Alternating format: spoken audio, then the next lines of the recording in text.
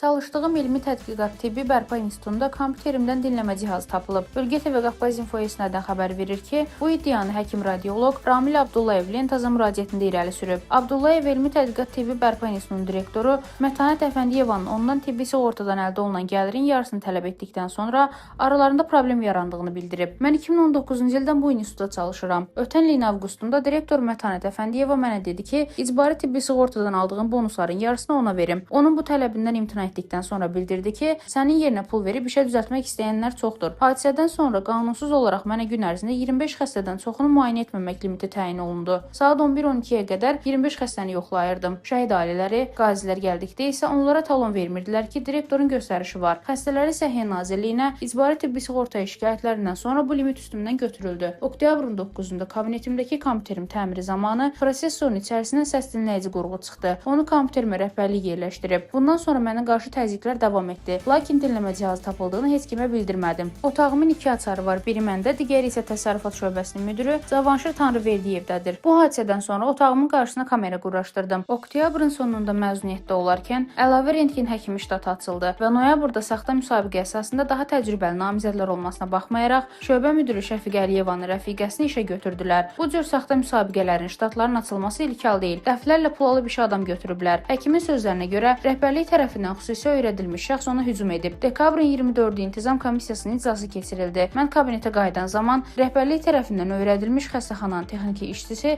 Əjdər Əjdarov mənə və atama hücum etdi. Onların məqsədi o idi ki, mən özümü idarə edə bilməyib həmin adama nə isə müdaxilə edim. Dekabrın 25-də qanunsuz iclas keçirilərək qərar alındı ki, mən işdən çıxarılım. Səbəb olaraq kamera quraşdırmama əsas gətirirlər. Həmin iclasdan sonra evə gələndə hipertonik kriz keçirdim. Hələ də müalicə alıram. Bulletində olduğuma görə direktor əmrimi verə bilmir. Elmi Tədqiqat Tibbi Bərpa İnstitutunun direktoru Mətanət Əfəndiyeva iddialar təkzib edib. Ramil həkim iclasda işdən çıxarıldığını bildirir. Bu yalandır. İclasda heç kim işdən çıxarılmır. Orada təkliflər olunur. Hər kəs öz fikrini deyir. Görünür Ramil həkim işçilərin əmrlər çıxarıldığını bilmir. Durduğu yerdə ona əmr verə bilmərəm. Onun işdən çıxarılması üçün zərurət yaransa, məsələni Nizam-İntizam Komissiyasına veririk ki, araşdırsınlar. Bura mənim özəl klinikam deyil ki, istəmədiyim insanı işdən çıxarım. Dövlət müəssisəsində kimsə işdən çıxara bilər. Mən də öz həddimi bu qədər aşa biləcək insan deyiləm. Qanunsuz addım atmaram heç vaxt. Ramil hələ də bizim işçimizdir. İclasdan sonra o özünə xəstəlik vərəqəsi atdırıb. Hadisədən sonra onun səhhətində bəlkə də problem yaranıb. Mənə maraqlı gəlir ki, bu insan hələ də xəstədirsə, səhhətində problem varsa, durmadan sosial şəbəkələrdə videolar paylaşır. Xarici ölkələrə informasiya göndərir. Çıxışlarından da xəstə adama oxşamır. Səs dinləmə cihazına gəldikdə isə mən həyatımda elə bir cihaz görməmişəm. Təsəvvürümə gətirə bilmirəm ki, prosesorun içərisinə o necə qoyula bilər. Prosesorun açılıb-açılmamasını başqa qurumlardan olan mütəxəssislərə həvalə edib bilmək olar. Ramil həkim deyir ki, cihaz budur. Gətirib göstərsin. Barmaq izlərini yoxlatdıraq. Görək bu qurma hadisədir, yoxsa direktor iş gücünü atıb Ramillə məşğul olub. Rəna Rövşən qızı, Bölgə TV.